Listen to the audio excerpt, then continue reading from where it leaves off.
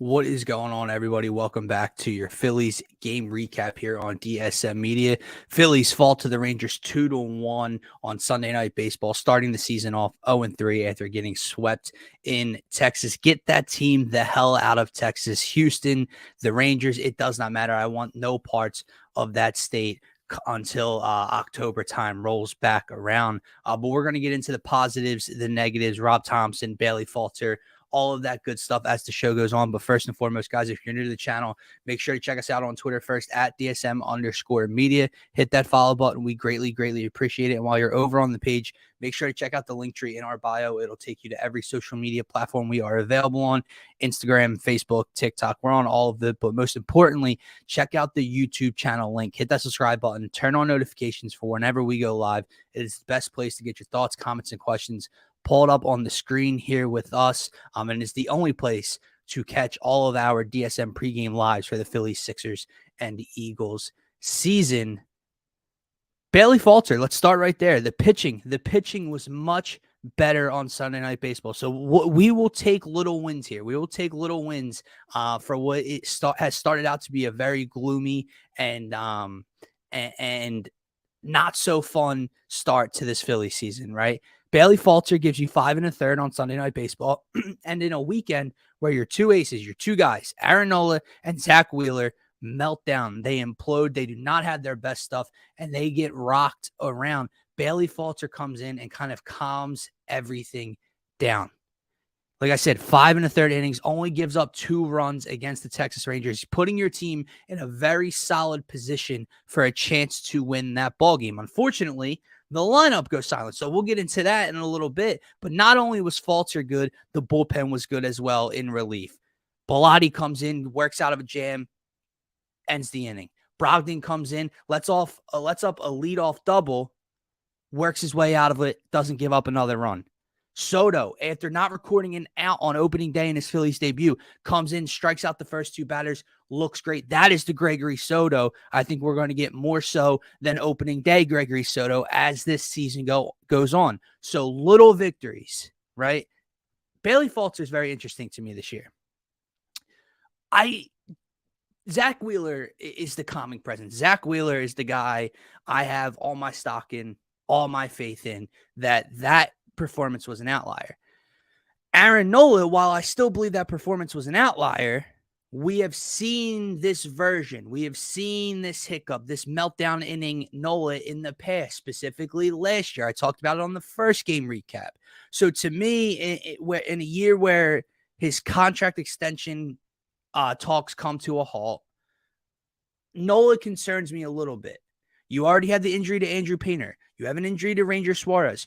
Bailey Falter is incredibly important. And I know that sounds weird. It sounds weird to me saying it because I'm not going to lie. I don't have all the faith in the world that Bailey Falter can be a consistent starter in this league. But the bottom line is he was the Phillies' best pitcher for a couple week stretch, a month stretch late in August where he really needed to step up, and he did. So it'll be interesting to see if he can kind of give you that calming presence at the back end of this rotation, especially once Ranger comes back and he's your solidified number 5. If Bailey Falter can give you 5 innings of work and have a sub-4 ERA this season, that is a highly successful season from your number 5 starter in Bailey Falter if Andrew Painter is unable to get a lot of work in this Philly season. So Bailey Falter, hats off to him to kind of calming everything down in terms of what this team's pitching staff looks like. Pitching was a major concern at the first 2 games, worst run differential in the majors, giving up 27 runs through the first 2 games. Not just the starters, but Soto, Sir Anthony, Kimbrel, Alvarado, Brogdon. The bullpen has not looked good either. They stepped up in a big way last night. And even though the Phillies come away with a loss, they had a chance in the top of the 9th to either tie it or take the lead. And that is a different story, a different movie than we were accustomed to the first 2 games in Texas versus the Rangers, when it was basically just a rout and a blowout by the time they came up in the top half of the 9th inning, right? So pitching was a lot better on Sunday night. That is positive number 1. Positive number 2, even though we only scored 1 run, there were still some bright spots in the lineup. Trey Turner goes 2 for 4, leads the game off with a double. Castellanos walks twice in his first 2 at-bats. Edmundo Sosa comes in, rips a double opposite field line.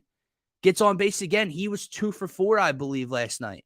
Bryson Stott, 2 for 3 with a walk. The back end of this lineup last night, specifically the 7-8 hitters in Sosa and Stott, Castellanos, but there were positives within the lineup, even though they were unable to cash in. And I think my top negative will be why they weren't able to cash in. So I'll get to that in a second. I'm not trying to gloss over the fact that this night, the lineup was the reason the Phillies could not come away with a win. The lineup was the reason they weren't able to score more than 1 run, right? This was not the pitching staff's fault for giving up 16 runs. It's the lineup's fault here. But there were some definite positives, and I think you kind of expected it out of Trey Turner, right? You expect these kind of performances out of Trey, especially in that leadoff spot, getting on early for this Phillies lineup to come up. But guys specifically like a Bryson Stott who's going to play every day, and guys like Nick Castellanos who's going to play every day, those are 2 of the main X factors in this lineup this year. Those are 2 guys you need to step up, especially in place of Bryce Harper and Rhys Hoskins right now, who we all know we are without. So the fact that you're seeing Castellanos, yes, has not hit for power yet, has not hit a home run through the first 3 games. Who cares? The fact that his eyes, the fact that his plate discipline looks that much better. He walked 11 times in spring training, and you kind of hoped and you kind of saw what you were getting out of Nick Castellanos' at-bats. Can he translate that to regular season meaningful baseball? And he has so far. Should have walked on Saturday if it wasn't for CB Buckner, right? Laying off a slider, low and away. His plate discipline has been so much better to start the season. Bryson Stott, we saw him do it again last night before. It was either before he walked or he popped another single through the left side gap there, right between second and shortstop. Working in at bat. I think it was like an 8 or 9 pitch at bat before he poked a single up the middle, basically. He has looked really good through the first 3 games of this young season, obviously. And when I mention these guys, it should come as no surprise that they are the leaders in average so far on the team through the first series. Trey, 385. Castellanos, 364. Stott, 455. Okay, so there are positives to come out of a 1-run ball game, and it is those guys that you are going to need as the season creeps along to continue to step up, to continue to get on base, to continue to set the table for the other more powerful, more consistent guys like a Trey Turner, like you would hope for a Kyle Schwarber or a JT Realmuto to drive in those runs. So Bryson Stott, Nick Castellanos, and obviously Captain Trey, right? Shout out to them. They came to play last night, and Edmundo Sosa. Did not mean to leave Sosa out. I was just kind of glossing over more so the everyday type of players that you're going to see, excuse me, within this Phillies lineup. Now let's get to the negatives, right?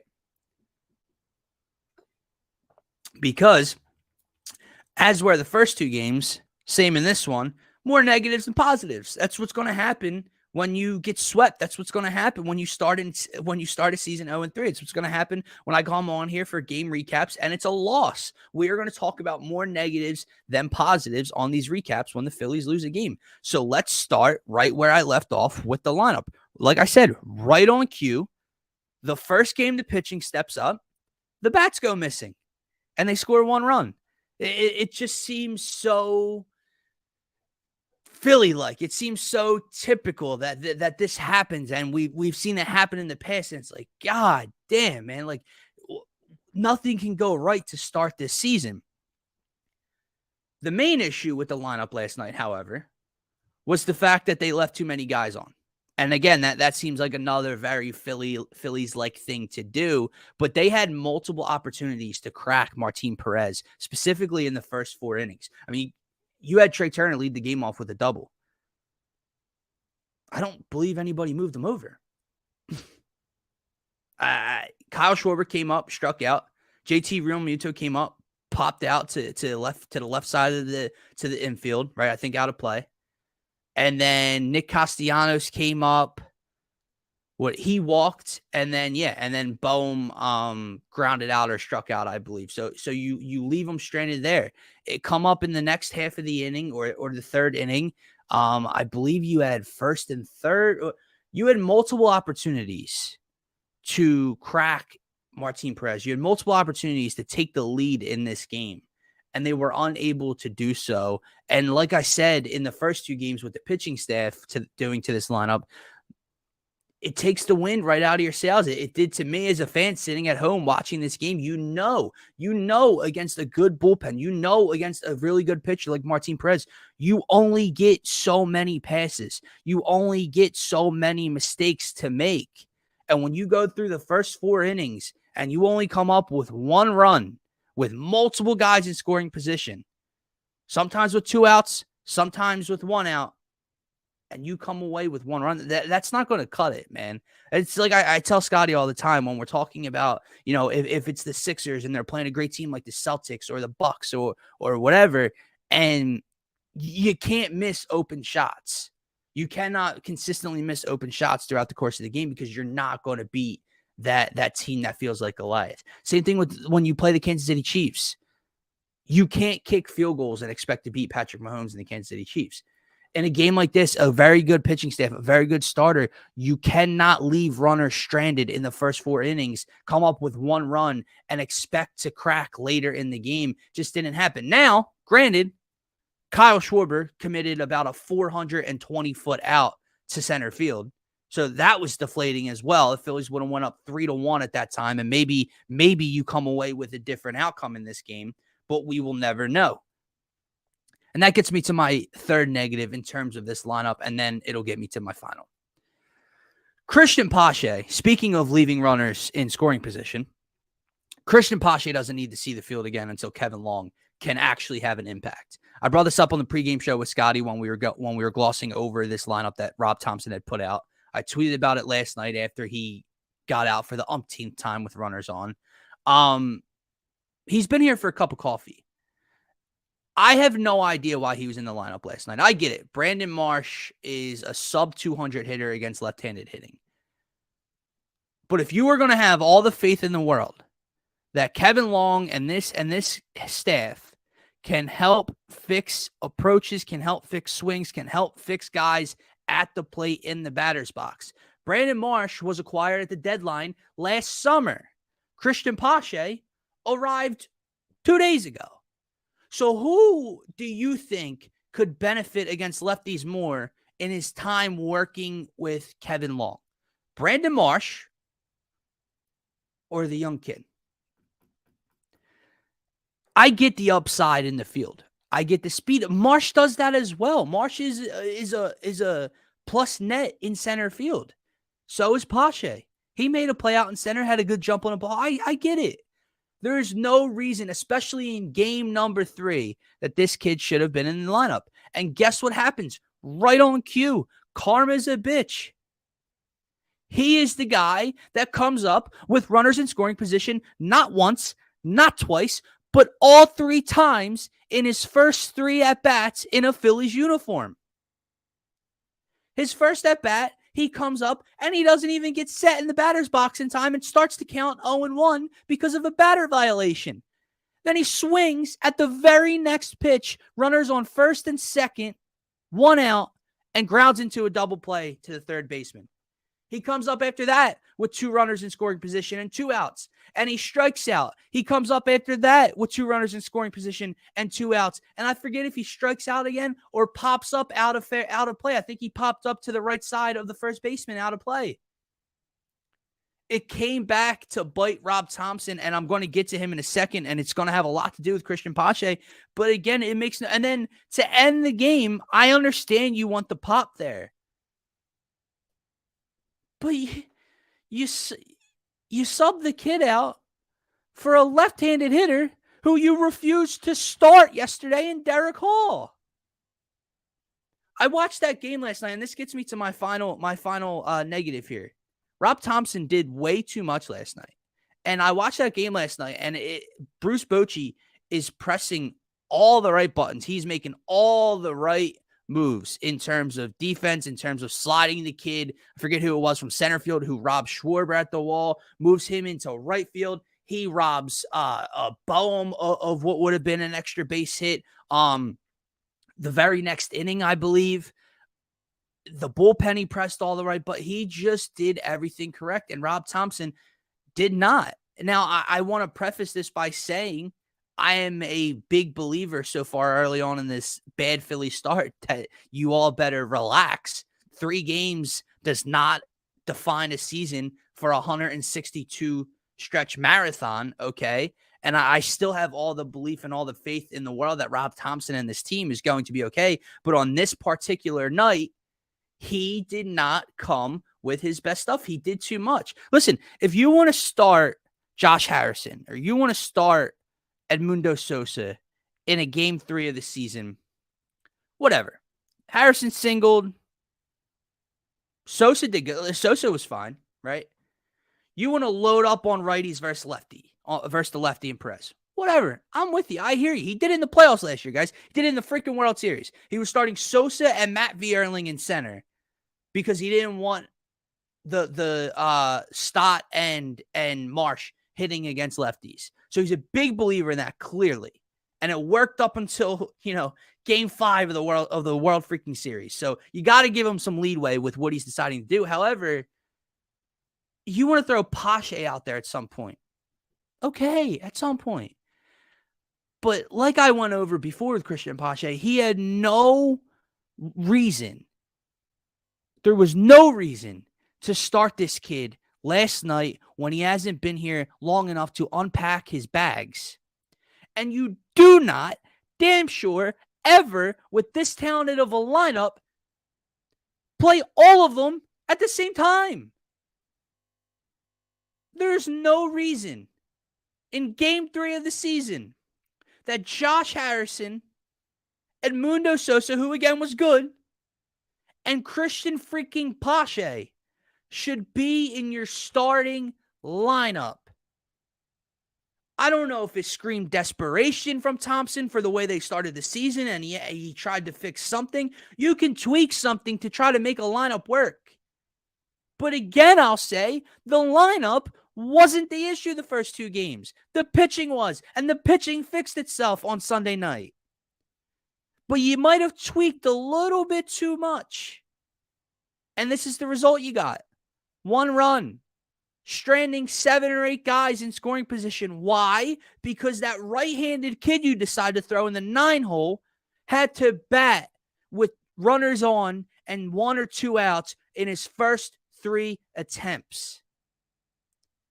And then, like I said, to pinch hit Derek Hall in that spot, it just emphasized what I was thinking and what I'm talking about right now. I understand you need the pop. 2 outs, down 1, maybe he connects on something. But you didn't have any faith in the kid to be an everyday first baseman while Reese is out, or semi-everyday while Reese is out, because you don't believe in him enough to hit lefties. But you throw him out there to try to hit a lefty with the game on the line.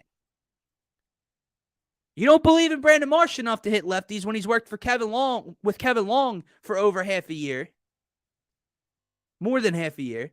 But you believe enough in Christian freaking Pache, who's a career 111 hitter or whatever, worse at this point, to hit Martin Perez because the matchup is a little more favorable. Stop. All right. Topper, wipe the slate clean. Erase it from the mind. Whatever. I forgive you. It's time to move on to the Yankees. The Phillies desperately need a win tonight, man. No, it is not a must-win. 4 games in is never a must-win, but I promise you, you do not want to start the season 0-4 when you're in a division, specifically with the Atlanta Braves and the New York Mets.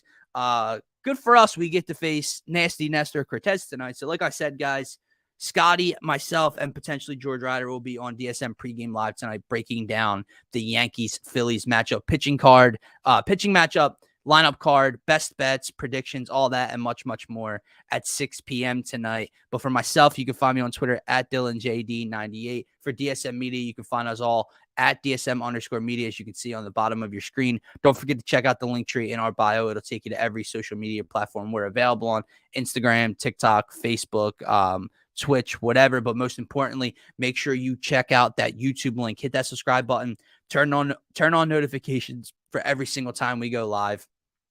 And that will do Phillies game recap number 3 of 162.